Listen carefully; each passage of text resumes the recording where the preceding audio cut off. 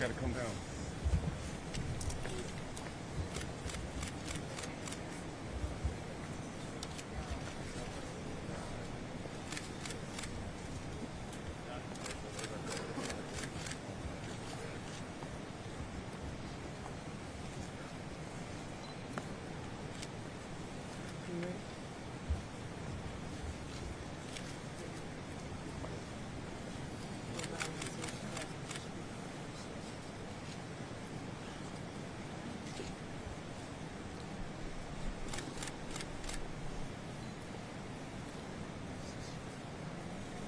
Good.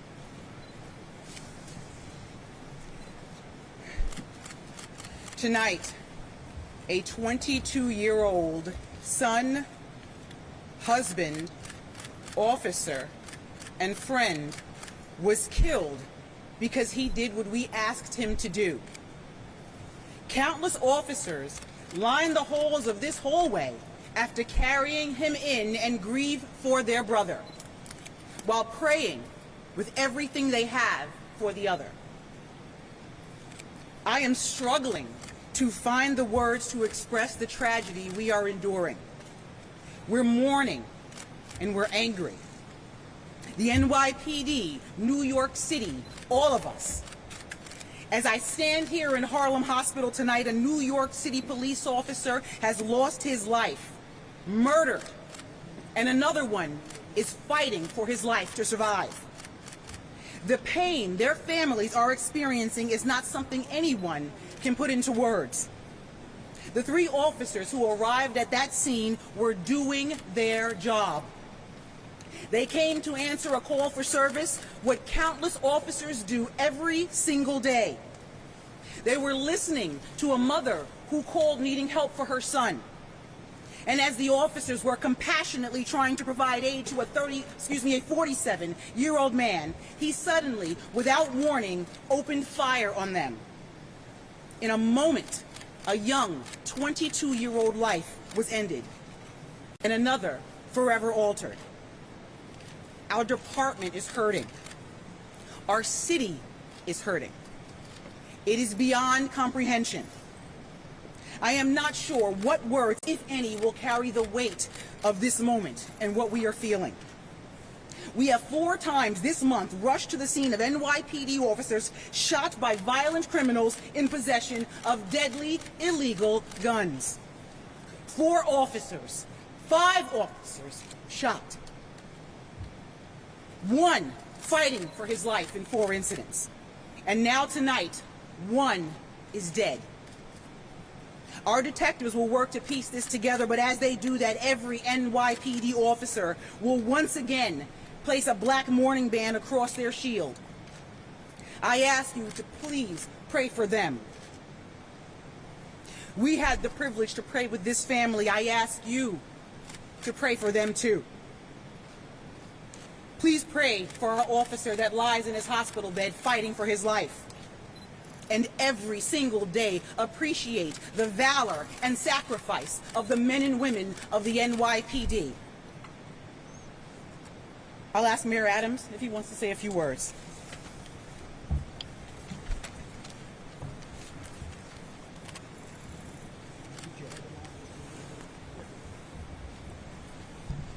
Normally, when we do briefings like this, it's just the police officials who stand at this podium. I did not want that tonight.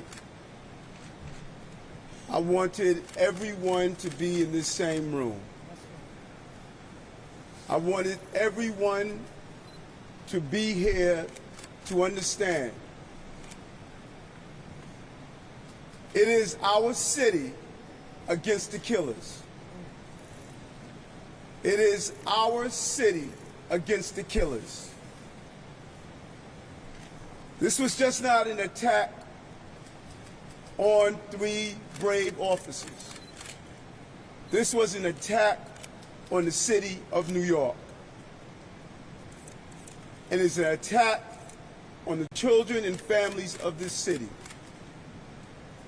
And we are not going to win this battle by dividing lines. That's right. between us. We must save this city together. That is what we must do. An 11-month-old baby was shot just a few days ago. 5 officers were shot in this city. The unification of fighting this battle goes beyond the debate and rhetoric. It is time for us to save our city. And we are going to need everyone on the same page to accomplish this task. And let me be clear, there are no gun manufacturers in New York City. That's right. We don't make guns here. How are we removing thousands of guns off the street and they still find their way into New York City? In the hands of people who are killers, constantly carving highways of death, destroying our communities. We need Washington to join us and act now to stop the flow of guns in New York City and cities like New York. We're all witnesses. We have witnessed these murders, and we have witnessed the failure on a federal level to stop the flow of guns to this city. We are not going to live under the gun of dangerous people in New York City. We're going to honor the memory of this officer lost to gun violence by standing united against these killers and those who are arming them. They are co-conspirators to the violence that we are witnessing in New York City. No one will divide this city with their violence. In fact, they're going to unite us to come together and end this. We're going to find these guns, and we're going to find those who carry them and use them. We are committed to ending this violence. My heart goes out to these families who are experiencing such a traumatic experience. I go back to the days of thinking of Robert Venable, my close colleague who died in the line of duty. And I remember my mother calling because she was unsure if it was one of her sons who was the victim of that shooting. And even after she heard it was not Bernard or Eric, she still had to hold her breath because she knew one of our brother officers was slain. And right now, every mother in this city feels the loss that this family is experiencing. We must commit ourselves to stop the debate and the dialogue and come together and realize a gun on our street is a threat to our safety. That's right. And we must do everything possible to remove that gun. And Commissioner, I thank you. I know how painful this is for you right now. And I thank these men and women who wore that uniform, wear the uniform that I wore. And countless number of times we had to go to hospitals and visit loved ones. We had to knock on doors and tell family members they lost their family to gun violence. And now you have to do it with one of your own. But I'm going to ask you something. No matter how painful this moment is, don't give up on these people in this city. That's right. Yes. Don't give up. Give up. Don't feel as though that they don't want you to do your job. Twitter and Instagram and social media, they're not the people you're protecting. They want you here to do your job. No matter who's the mayor, no matter who's the governor, no matter who's the elected official, you have done your job, and let's continue to do so. Let's protect the people of this city and not allow anger to get in our way of protecting those who are living with this violence every day. We are going to protect our city. That's our promise and commitment. It's a painful moment for us. Every time the commissioner and I had to visit a hospital, from January 1st, seeing an officer shot in the head, seeing an officer shot in the leg, on Staten Island, responding to a domestic dispute. It's a painful moment.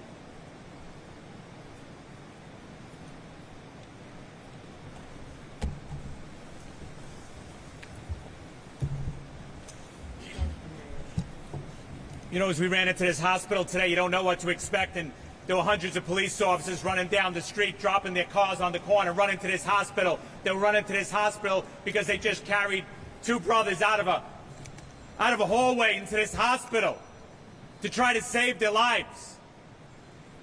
Hundreds and hundreds of police officers are standing here today because their hearts tell them they have to be here because they feel like they're alone. We got to end that here today. Our hearts are broken. We're in shock. Our knees are buckling. And we're angry because we've been here before. We're angry because we saw it coming. We're angry because we said it was going to happen, and it happened again. So tonight, you know, these police officers aren't going to sleep. They're going to be out in the street. They're going to do what they need to do. The ones that go home are going to put their heads on their pillow, and they're not going to sleep. And they're going to cry. Well, it's time the city cried with us, and we know they are. But you know what? We stand shoulder to shoulder by the tens of thousands to shoulder our brother. We carried our brother here. We'll shoulder him out this evening. We'll stand in the hallway and we'll pray for a family that's hoping their son, their husband, they come home. But it can't be just us. Yes, we will stand patch to patch and bury our brother. We will bow our heads in sadness. But we need you too. The streets can't just be full of New York City police officers at this funeral. The public has to come.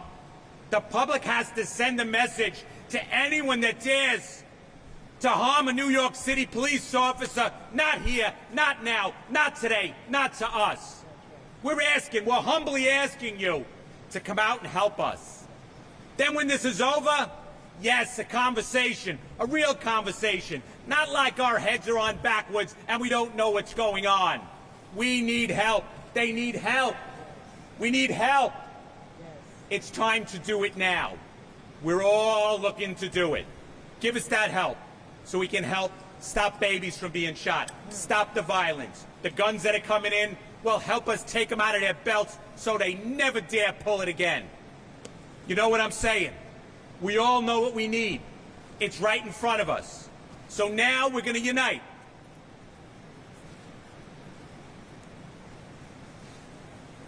And we're going to carry a New York City police officer out of this hospital, and we're going to salute the best we can. We're going to do the best we can, and we're going to line the church in front of that church, synagogue, mosque, and do the best we can. But after that, conversation that's real.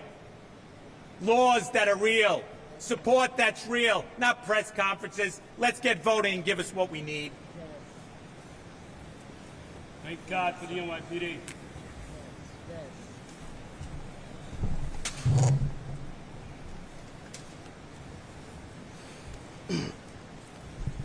Good evening. It's just a horrific day for the New York City and the NYPD, you know, and I just want to, you know, pray for the officer who's lost his life, the officer who's fighting for his life, and for the two families, you know, please, and for these officers who are out there doing the job every day. So I'm just going to walk you through the investigation.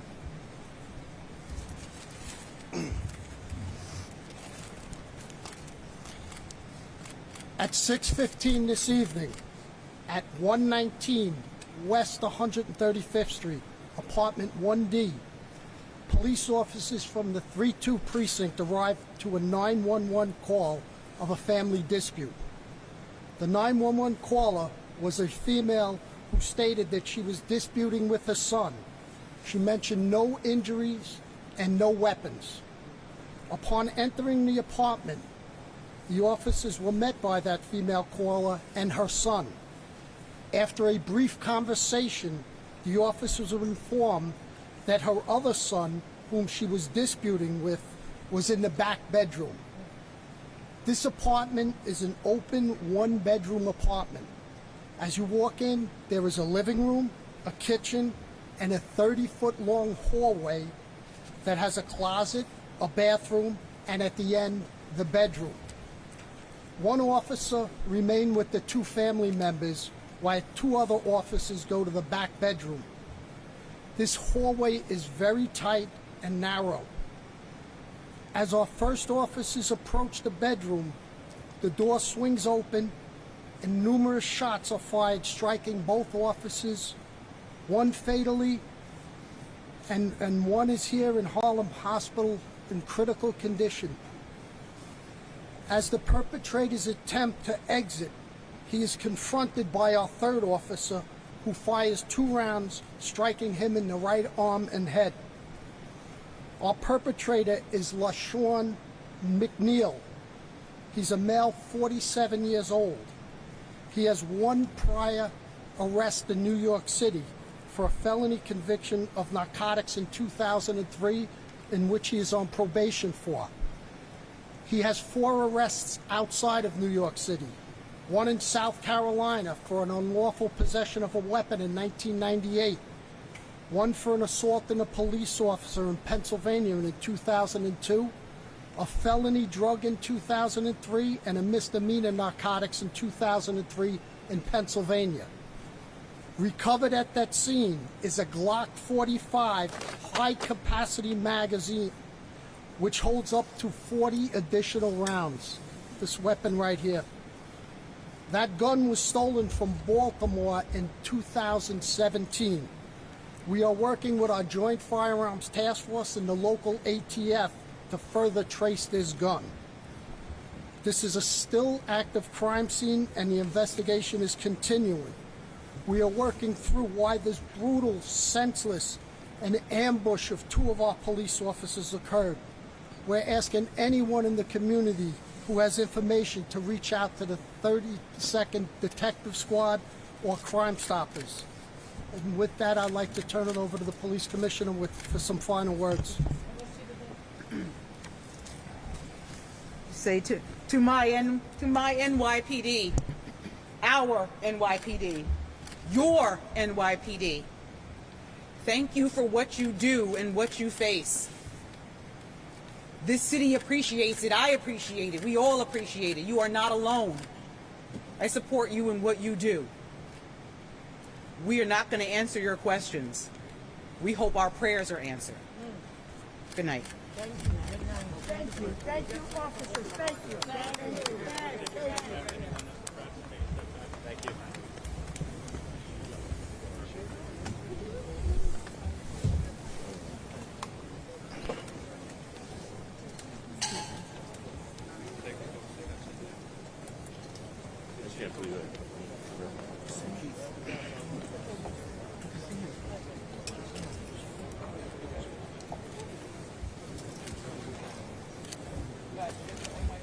Good.